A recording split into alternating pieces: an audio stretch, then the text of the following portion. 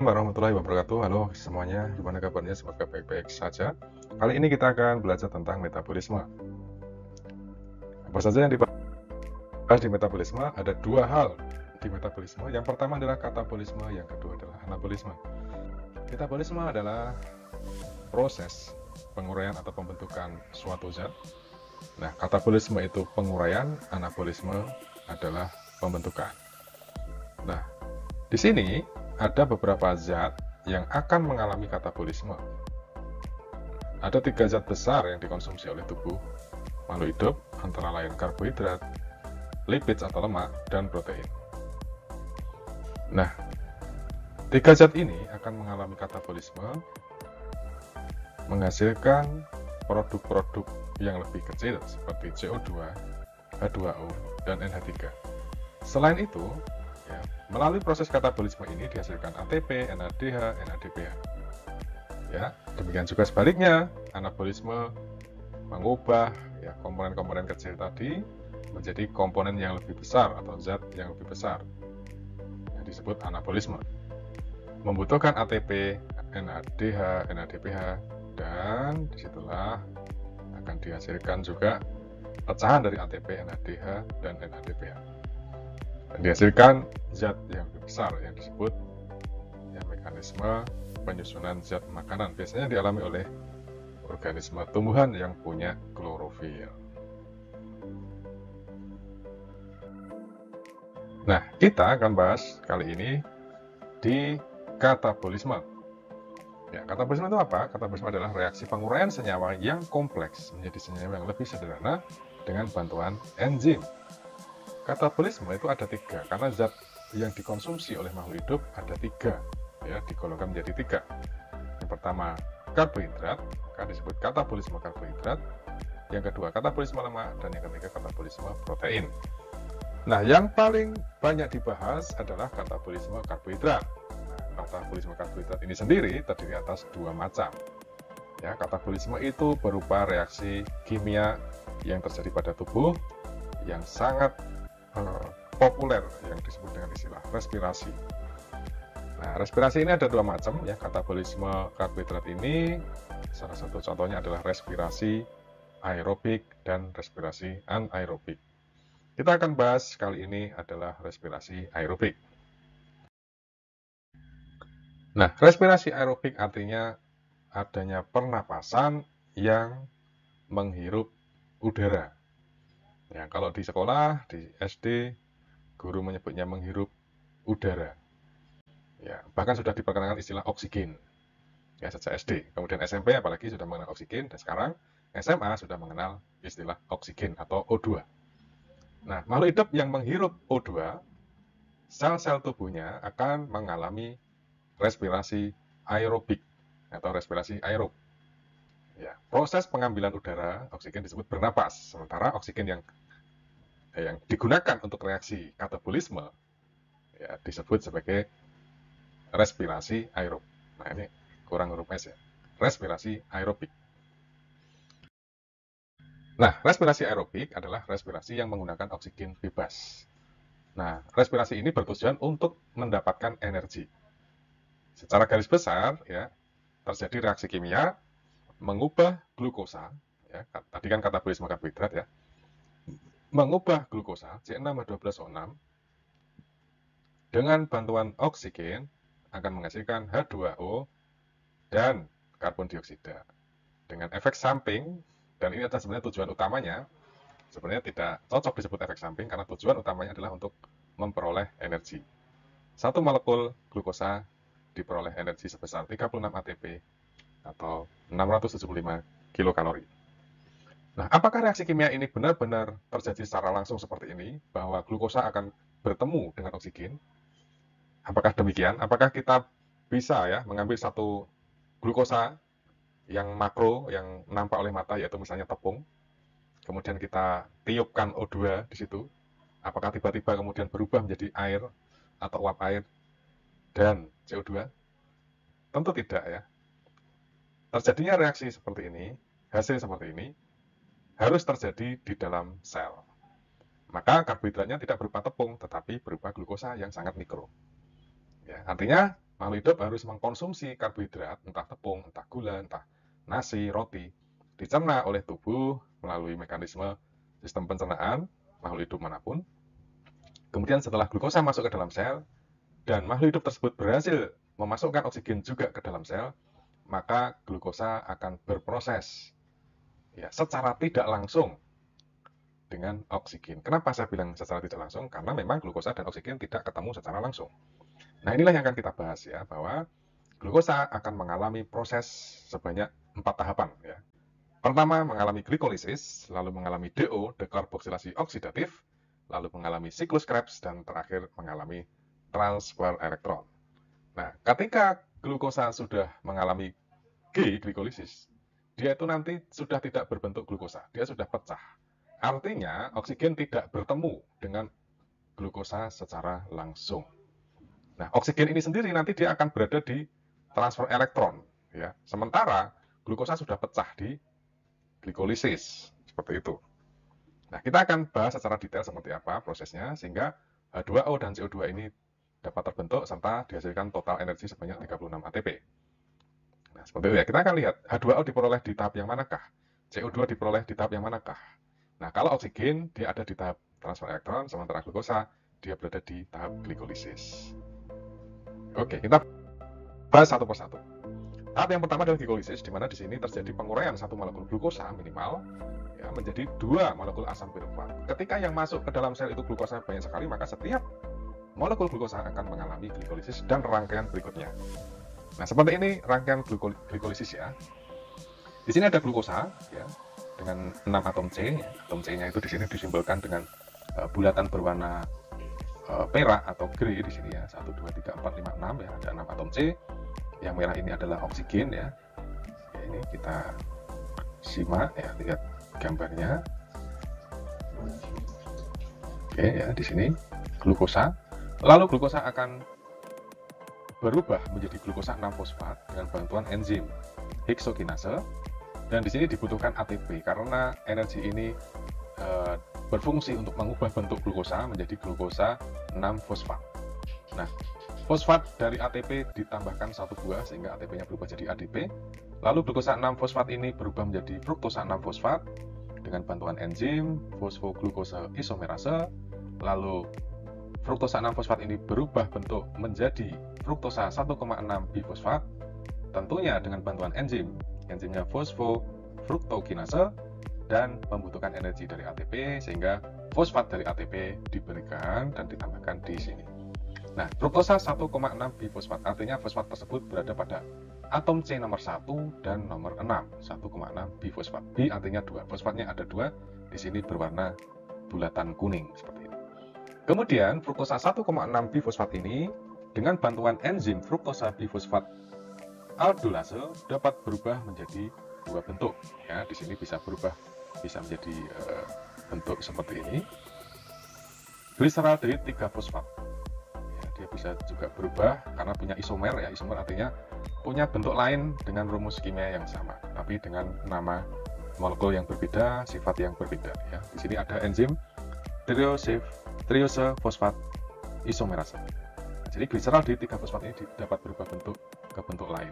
Nah, kemudian karena alurnya akan ya digunakan untuk membentuk molekul yang akan diproses ke tahap berikutnya yaitu pirufat, maka kita asumsikan molekul yang dibentuk oleh fruktosa 1,6 bifosfat adalah gliseraldehid 3-fosfat atau sering disingkat dengan PGA ya, fosfoglyceraldehid kalau dalam bahasa Indonesia. Nah, kemudian gliseraldehid 3-fosfat dengan bantuan enzim akan menghasilkan 1,3 bifosfogliserat ya, dengan juga dihasilkan NADH. Nah, NADH ini menjadi cikal bakal ATP. Ya, ini nanti akan masuk ke proses transfer elektron.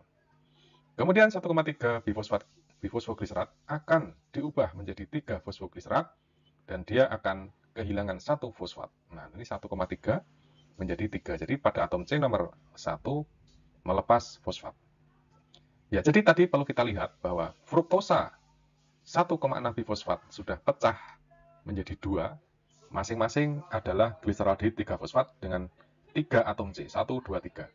Nah, di sini hanya ditulis 1 karena setelah bercabang ke sana, lalu dalam reaksi ke kiri ini nanti akan dikali 2 karena dia ini sebenarnya ada 2 molekul. Sehingga dalam gambar ini hanya ditulis 1 molekul, tapi di sini sudah ada keterangan dikali 2, artinya ada 2 molekul yang mengalami hal yang sama.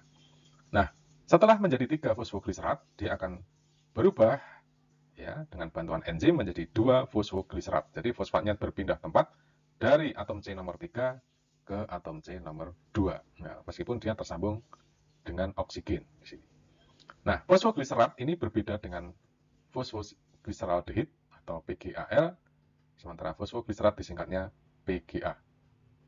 Ya, 2 fosfogliserat ini akan berubah bentuk dan strukturnya menjadi fosfoenol pirufat atau sering disebut atau disingkat PEP, fosfoenol pirufat.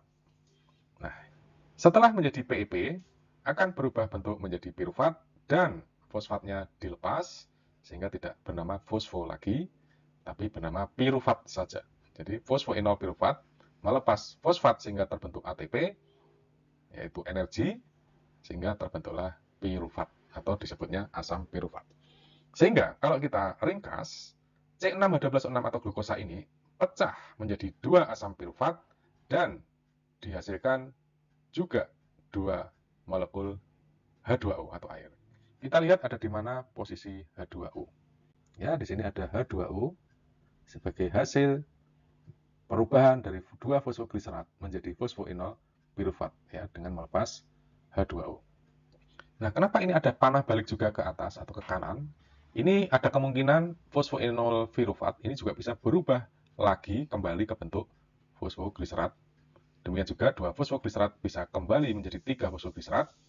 Demikian seterusnya hingga kembali menjadi fruktosa 1,6 bifosfat. Bahkan ya bisa kembali ke glukosa ya dengan istilahnya nanti adalah gluconeogenesis.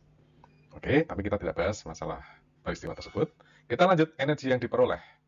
Ya, ada 4 ATP yang diproduksi ya. Ini ada keluar ATP artinya dihasilkan energi 1, 2 ya, panah keluar berarti 2 dikali 2. Nah, berarti 4. Tapi sejak awal tadi dikonsumsi ATP sebanyak 2, 1, 2, artinya dikurangi 2 sehingga sisa energi adalah 2 ATP. Sementara itu, dalam reaksi glikolisis itu dibentuk NADH2. Kalau di sini ada angka 2-nya, hidrogennya ada 2. Tapi terkadang juga ditulis sebagai NADH. Di sini hanya 1 karena ini reaksinya ada 2 molekul ya, berarti ini dikali 2. Jadi ada 2 NADH. Nah, 2 NADH ini nanti akan diproses di tahap yang keempat yaitu transfer elektron. Oke, kita lanjut.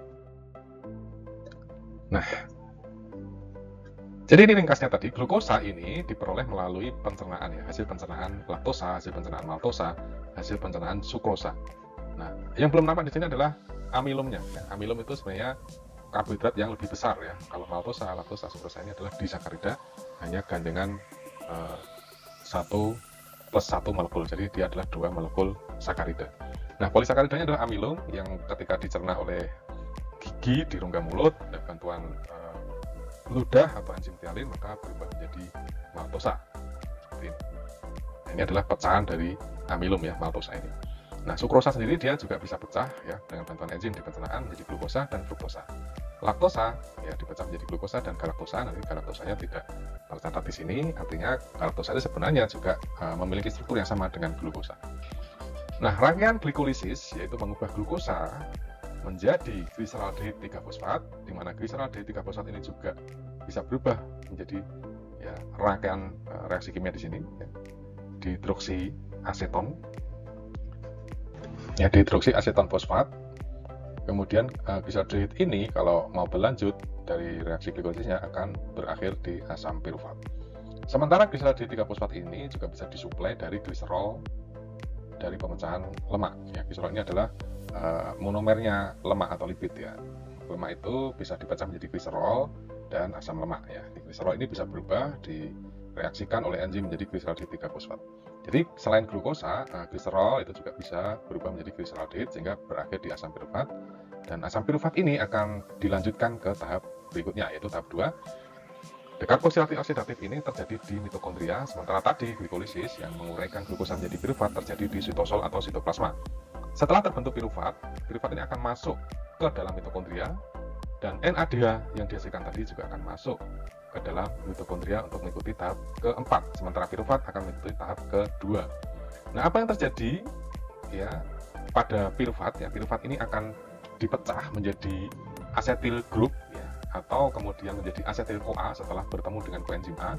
Sementara pecahannya adalah satu atom C, yaitu karbon dioksida, di mana karbon dioksida ini akan keluar meninggalkan mitokondria, bahkan meninggalkan sel bersama dengan H2O yang tadi diproduksi di glikolisis, keluar ya meninggalkan sel menuju ke kapiler darah, dan kapiler darah akan mengantarkan CO2 dan H2O menuju paru-paru untuk dibuang dalam bentuk gas CO2 dan gas H2O.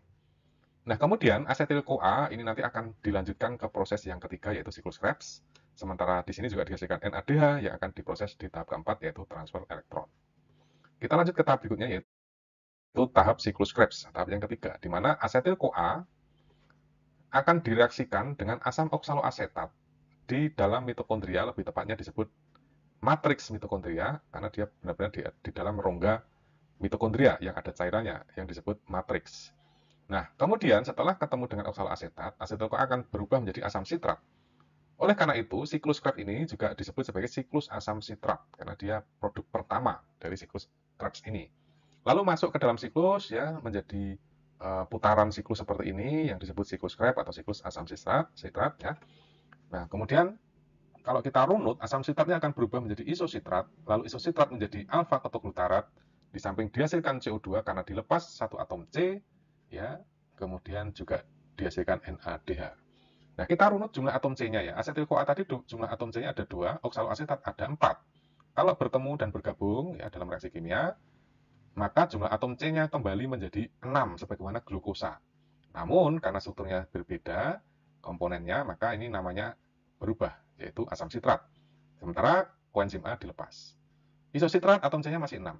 Lalu dilepas satu, keluar CO2, nanti meninggalkan sel, dibuang lewat paru-paru pada akhirnya, sehingga tinggal 5 atom C yang disebut di sini alfa ketoglutarat. NADH ini nanti akan lari ke tahap 4, yaitu transfer elektron, kemudian alfa ketoglutarat akan ya melepas satu atom C lagi sehingga menjadi 4 atom C, disebutnya di sini suksinil koenzim A. Berarti di sini ada penambahan koenzim A, cuma di sini tidak nampak pada bagan ada penambahan koenzim A. Nah, di sini juga dihasilkan NADH. Kemudian suksinil ini berubah menjadi suksinat, atom C-nya masih 4. Di samping itu juga dihasilkan GTP. GTP ini ketemu dengan ADP menjadi ATP. Jadi di sini dihasilkan ATP. Suksinat kemudian berubah menjadi fumarat, juga dihasilkan FADH2. FADH2 ini akan dilarikan ke tahap 4 nantinya di transfer elektron. Lalu ada penambahan H2O ya dari fumarat ketika berubah menjadi malat. Lalu malat berubah menjadi oksaloasetat lagi ya, dan dihasilkan NADH juga, dan NADH ini nanti akan lari ke tahap 4. Nah, hasil akhir energi yang dihasilkan dalam siklus Krebs ini ada 2 GTP, artinya 2 ATP ya, dan ini nanti 2 ATP ini akan kita rekap ya nanti bersama hasil dari glikolisis. Lalu dihasilkan juga 2 FADH2 dan 6 NADH ya. Jadi kita hitung NADH-nya 1, 2 dan 3. Kenapa menjadi 6? Karena asetil CoA ini sesungguhnya ada 2 molekul, sehingga dikali 2, karena tadi piruvatnya juga ada 2 molekul yang masuk ke dalam mitokondria, sehingga ini semuanya dikalikan 2 ya, termasuk FADH2 ini juga dikalikan 2, ini cuma dihasilkan 1 di putaran ini, tapi kemudian dikalikan 2 karena ada 2 molekul. Energi hasil akhir glikolisis plus siklus Krebs, kalau kita rekap ya, ATP-nya tadi dari glikolisis ada 2, dari siklus ada 2, maka jadi 4 ATP. Energi yang belum berubah jadi ATP ini ada 2 macam, yaitu FADH-nya ada 2 dan NADH-nya totalnya ada 10. Kenapa 10? Dari siklus Krebs ada 6, dari dekarboksilasi oksidatif tadi ada 2, dari glikolisis ada 2, jadi totalnya 10 NADH. Nah, tiba saatnya kita pada tahap yang keempat ya. Nah, ini sebelum ke tahap keempat, ini kalau kita lihat ya tampilan gambarnya ketika masing-masing molekul tadi itu digambarkan struktur kimianya ya. Ada atom-atomnya jadi terlihat di sini ya. Seperti ini kalau ingin membandingkan tadi ya bisa dilihat ya jumlah atom C-nya ya ketika terlepas satu atom C, ini CO2-nya tidak digambarkan atom C-nya ya di sini ya. Jadi kalau kita lihat satu sampel aja ya, karena dia keluar CO2 berarti kehilangan satu atom C. Di sini D-isositrat ya, D-isositrat di sini 1 2 3 4 5 6 ya. Keluar 1 CO2 menjadi 1 2 3 4 5. Jadi atom C-nya berkurang 1. Seperti itu kira-kira kalau kita ingin melihat atau mengecek jumlah atom C-nya. Ya. Sehingga nanti akan ujungnya ada di oksaloasetat dengan 4 atom C, ketemu lagi dengan asetil-CoA yang terdiri dari 2 atom C. Ya, 2 plus 4 adalah 6 ya. Sitrat ini adalah 6 atom C. Dengan formasinya, kita lihat formasinya seperti ini, bukan heksagonal ya. Kalau dia heksagonal atau penta ya atau pentosa itu nanti dia masuknya ke jenis gula, karena ini formasinya bukan heksagonal, ini sitrat ini bukanlah gula. Nah, di sini ternyata juga digambarkan ada panah air ya, water ya. Ini tidak digambarkan atomnya ya. Ini tapi kemudian water ini masuk lagi ya. Jadi tadi keluar kemudian masuk lagi digunakan. Kita cek lagi di sini waternya masuk lagi. Nah, ternyata water di sini ada yang masuk ya, artinya dia digunakan tidak dibuang ke udara lewat paru-paru. Bisa jadi dia mengambil molekul yang ada di sekitarnya ya, bisa dari matriks, bisa juga dari sitosol, bisa juga dari hasil reaksi kimia yang ada di dalam mitokondria yang menghasilkan H2O.